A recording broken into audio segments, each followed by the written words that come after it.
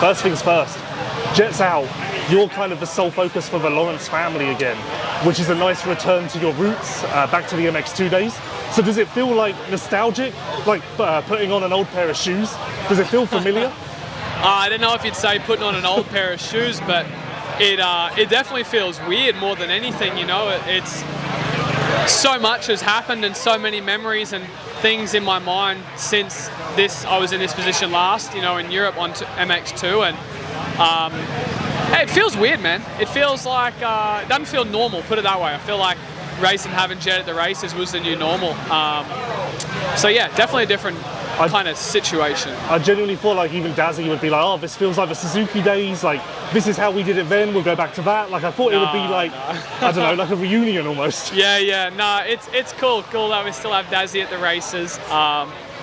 But no, dude, we just keep, same goal, same plan, we don't change anything as far as what we were doing when Jet was here opposed to now. We're still just doing the same thing, and Jetson can go and try some different stuff when he's off the bike, you know, physically wise and other bits and pieces, kind of guinea pig a few things, and yeah, it's all good, man. You've obviously had your fair share of injuries back in the day. Do you feel like without those you would be as strong as you are now? Like, do you feel like that actually helped you in the long run, maybe stopped you running before you could walk, built you stronger mentally? You know, were there benefits now in hindsight? Yeah, absolutely. I mean, it's tough to always say what would have happened had this event not occurred, but man, I think a lot of it's definitely helped with mental strength. I think a lot of it, the injuries, I don't think mental strength comes from having a red plate when things are going all well and you're like, oh yeah, I'm still doing my work. Like, it's really easy to be mentally strong when everything's going right, but it's only when shit hits the fan that to knuckle down when your back's against the wall, that's when real mental strength comes, I truly believe. And to be faced at, you know, the breaking point 4 times and wanting to quit and stuff like that, to then go, you know what, now I'm gonna put my shoes back on and show up every day and keep going back. That definitely has helped shape me and I think set a great example for Jet. He's faced with a tough time on him. It's his first serious injury, and you know, where he's probably wants to just go and do nothing for a long time. You know, he's been under the pump for a lot of years, you know, so it's good for him to go, you know what, no, this is what you do when you're injured. Get right back to work and you keep going back towards that goal, you know. Speaking of mental strength, do you ever doubt yourself? Like, do you fall into that trap ever, or are you pretty good at staying at an even keel? I don't think, I don't know if I'd say I doubt myself ever. It's more of like, I'm a realistic person and I know what I'm capable of, so I'm not going to go and set or try and achieve something that's going to put myself at a risk of a super low probability outcome, if that makes sense. For example, second moto, I wasn't quite feeling it. I was doing the best I could, pushed through it all to end up 4th. Maybe there was a chance, had I just not listened to that and pushed like an idiot, that I could have crashed and it could have been a 7th place. Yeah. So that's, yeah, I don't know if I'd say I doubt myself. I always back myself. There's times where you do doubt yourself. It's only natural. It's natural for a human being. It's just how you control that. Last one, you're doing the Nations, obviously. Yeah. Between Vegas and the Nations, there's the final GP. Have you looked at that? Really? It would work for like testing, getting used to the fuel, start procedure. That'd be cool. What GP is it? Do you know what round? Spain. But it's a man-made track. Okay. So like a level playing field. It's not like you're jumping into Lockett. Dude, it would be very cool. It would make sense. I don't think I could do it to my team though. Okay. I don't think I could do it to the boys. They work all year. They work extremely hard. Jet's mechanic should be having time off right now. My mechanic, unfortunately, his back has arthritis and a bulging disc, and he's barely able to walk. Like, he's really struggling and needed to get that taken care of. But my brother's mechanic was meant to be in Hawaii last weekend and this weekend, and he postponed that to come show up for me at the races. So there's a lot of stuff like that that goes on behind the scenes that plays into a big decision maker on something like that. I would love to go. I would even be open to go and just watch and support Jeremy and stuff. Racing it would be very cool. But I don't know. We ask a lot of our team and they support us a lot. I think it would be a little bit selfish to go and ask again to do something like that. We're in the dog days of the summer now, so is this fun? Are we now just looking forward to the end? Where's the mentality at? No, I'm still taking it, weekend by weekend. Like I'm enjoying it, enjoying the grinds.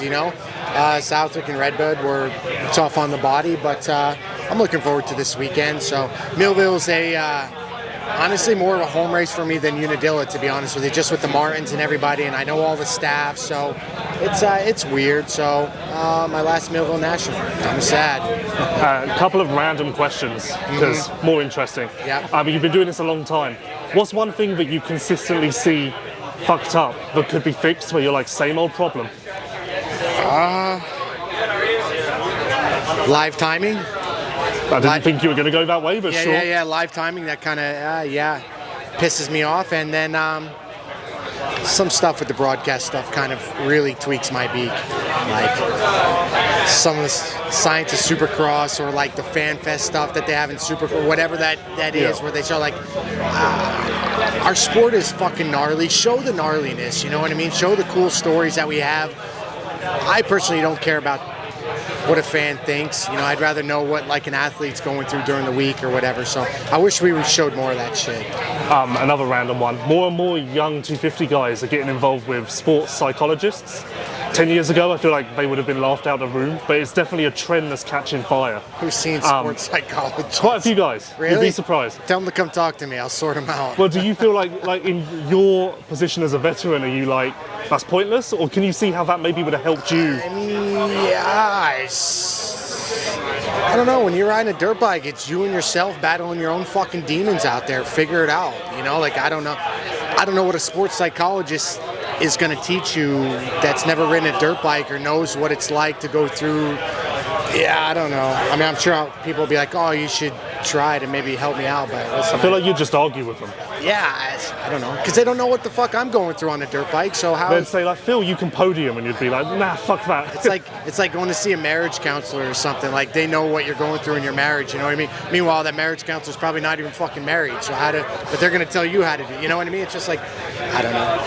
Crock of shit. You've never had a position where you, like, have got trapped in your own head and had to dig yourself out of a mental hole? Yeah, of course. Every time I get injured, I battle demon. You know what I mean? It's like, dude, every week, like, yeah, I battle stuff. I get injured, I go home, I'm by myself, I got no one else around. Like, yeah, I mean, you got to pull yourself out of it. What are you going to go see a therapist or, like, again, it's the sports stuff. I understand there's other stuff out there where, you need help and stuff like that. But sports related, dude, like, it's a fucking grind. It's you and yourself. Figure it out. They ain't going to save you out there in the moto. Okay, this went about as well as I expected. Back on track, you've only got a few outdoors left. Yeah. You're obviously still working your way back to full health as well. Mm-hmm. Is there a position you have in mind, something that will make you happy? I would like to be 6'7" before it's said and done. You know what I mean? I'm constantly 8, 9, 10 on the motos that go good for me, and which has happened a lot this year. But I'm still 25 seconds behind, 6'7", So if I can get to that point, then I'd be really happy, like the days of me being, 3 to 6 or far and few between, that's never going to happen again. But if I can battle between 6 and 7, that would be pretty cool. So that's the goal for me. Okay, first of all, Team Japan has been announced and you're not on it. So what's the story? Because I'd imagine they asked you, maybe? Well, yeah, I mean, yeah, now that I'm like riding a little bit better, I mean, I would kind of want to go race Mixed Six Nations, but at the time when they asked me if I wanted to race, I wasn't really like happy with how everything was going, so didn't really, think about going Six Nations. But yeah, like I guess they announced it maybe yesterday. Yeah. Yeah. So it's too late now. Did they were they putting pressure on you to go? Like, were they disappointed that you said no? Well, like it was kind of like not at the moment. Yeah. Like they asked me. I think it was like maybe mid-season Supercross. Oh, that early? or yeah, something like that, or maybe like right before outdoor. I can't remember like That's when they asked me. crazy early for a nation's Yeah, decision. so like at that time, like I had my ankle injury, like I just wasn't like so frustrated, you know. So I'm like, nah, not yet. Like just give me a little more time. I'm not doing it right now. Have you thought about moving to Florida at all? Is it starting to become a bit of a grind to travel all the way to the East Coast every week? Yeah, I think if I have an opportunity, I would. I don't know. Last 2 weeks I've been in Michigan, and I really liked it because, well, like no traffic, nothing, and everyone's super chill. And honestly, truck is way better. So yeah. Is that actually part of the reason why you've been better the last couple of rounds? I don't know. Maybe. To be honest. You must be asking yourself that. Yeah. I mean. Yeah. Honestly, maybe. I mean, only the difference is like we always talk about, like whenever like we go race Pala National, I ride Pala a lot, and then, you know, all the California guys ride Pala a lot, but then the winner never from California, Yeah. always from the East Coast guys. So maybe something to do with the track, but no, I'm kind of interested. We've only got a couple of rounds of outdoors left. What would make you happy? Do you have a goal in mind?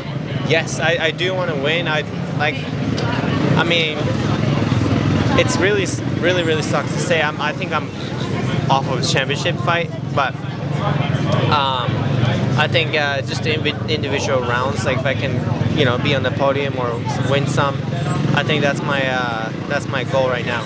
You must be looking forward to SMX because that's another opportunity to win another title, maybe undo some of the bad stuff that's happened this year.